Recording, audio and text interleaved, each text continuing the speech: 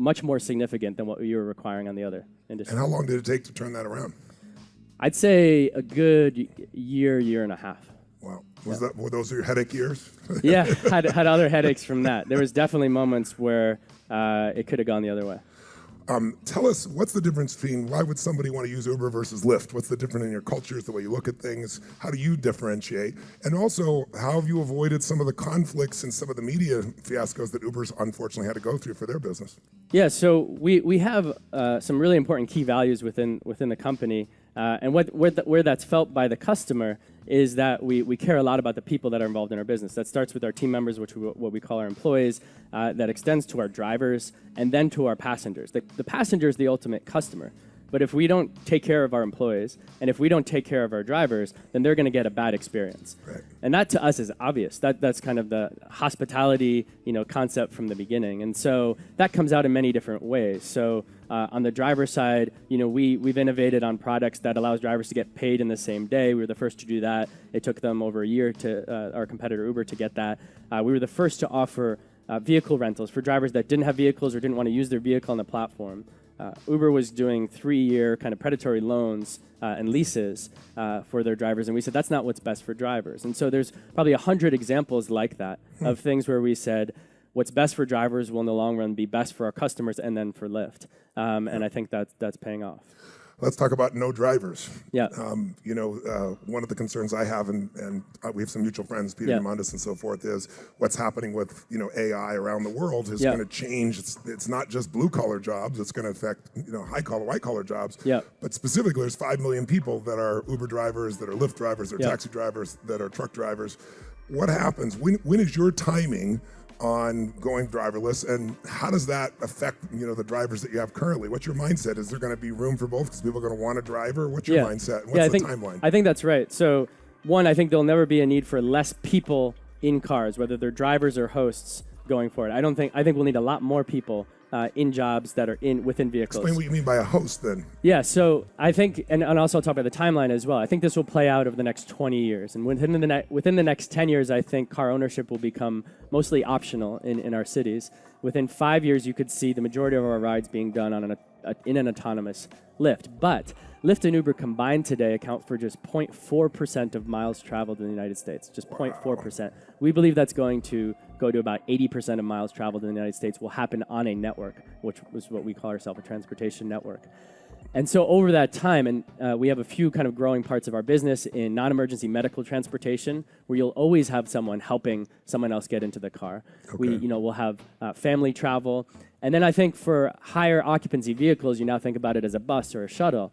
I think you'll actually have rooms on wheels. So you can imagine a cafe on wheels. Yes. You can imagine a movie theater on wheels. Wow. And in all those experiences, you're going to want people involved. And as a company focused on hospitality, we're absolutely going to want to take care of the people that have helped us get where we've gotten and add humanity into every experience. So with just 0.4% of miles traveled today on Lyft and Uber, as we go towards 80%, whether we get fully there, if it's what we predict, or even halfway there, you're going to need a lot more people involved in that transportation. I know right now, if you look at Tesla, they're collecting data for big data better than anybody else because every one of those cars is going. And I understand I live in Florida, and they're going to vote on a law, and supposedly if the law is agreed to by the population, next year you can push a button and your Tesla will start to operate itself. What's the timing for you? What are you guys looking at before you start to introduce these driverless cars? So we'll have pilots even starting, I think, at the end of this year with companies that are going to launch their product on our platform. So we can serve as both just the network where others take their technology and run it on Lyft, and then our customers are able to get access to it. There'll be pilots this year and next year. Who are you partnering with? So we've announced that at the end of this year is Autonomy. We've confirmed that we're working with Waymo, which is the autonomous unit within Google. One of our big investors is General Motors. So there's several partners we're working with on this. And then we also recently announced a program we're going to be building parts of the autonomous system ourselves. And that's critical because there's a lot of layers to this technology stack. There's maps, there's perception, there's the hardware. And so becoming experts ourselves and making sure we have leverage in all those conversations and other paths in case someone wants to hold their technology for themselves is important. So you're anticipating. Where do you see, where do you see Lyft 5 years from now? I mean, obviously, if it's point 4, your story of growth is still a great story of growth. You just raised some more money. Where do you see the business 5 years from now? Yeah, so I think where people thought at the beginning of the days, this was this funny company with mustaches, and maybe it's a taxi replacement. It's gonna, in 5 years, we're gonna move a lot closer to this idea of being a full replacement to car ownership, right? So people will still use cars, but why would you want to pay retail for parking, for insurance, for fuel, for all these things, and use up space at your house? You can get your garage back because we can have a car outside your wherever you need it, within a minute or two. Right. And so I'd say, and we'll go from that 0.4% to somewhere on the path to that 80% of miles traveled. And in doing so, people will subscribe to Lyft plans, just like you have a miles plan on AT&T. A minutes plan on AT&T and Verizon. You'll have a miles plan on Lyft. Instead of getting your music, you used to buy CDs and DVDs, and now it's streaming. Yeah. Transportation will become a service, and that'll be a big part of our business. And what's the difference for someone, I'm sure you've done the estimates, if they're going to decide they're going to get rid of their car, obviously it depends how far they travel, but if they decide that they're going to use one of these services, Lyft, every day of their life, have you evaluated that? Can you give us an example? Absolutely. I think people are starting to do this already. They'll say, maybe I don't need a second car, because a lot of times when they got a second car, they were solving for those extra use cases where they didn't want to be stuck, and you can easily do that now. So the average American household spends $9,000 per year per vehicle. And so our Lyft Line product, which is a shared ride, if myself and you request a ride to the airport, we could be matched together and get a lower cost. That on average costs less than $9.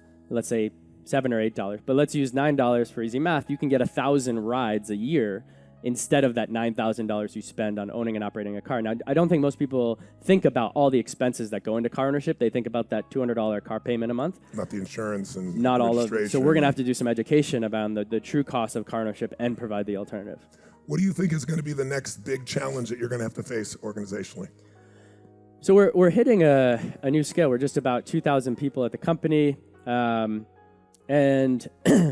I think maintaining culture, which has been the thing that we've done that I'm probably most proud of within the organization, and moving fast as we get bigger will become harder. And so I think those are the things that we're going to keep our eye on. And how do you filter at this stage so that you keep that culture as the company gets that big? What are the 2 or 3 things you do? Because as you know, as you get larger, it gets harder. Yeah, I saw you talking about ownership. Yes. That's really critical to us, and that's really important to us going forward. There's no time for someone to say, you know what, that's so and so's job. It's so and so's line of business. It was on them. Like we're trying to cut any instance of that out, because one, it helps us move more quickly, and it ensures that people get things done. What you've built already is amazing, and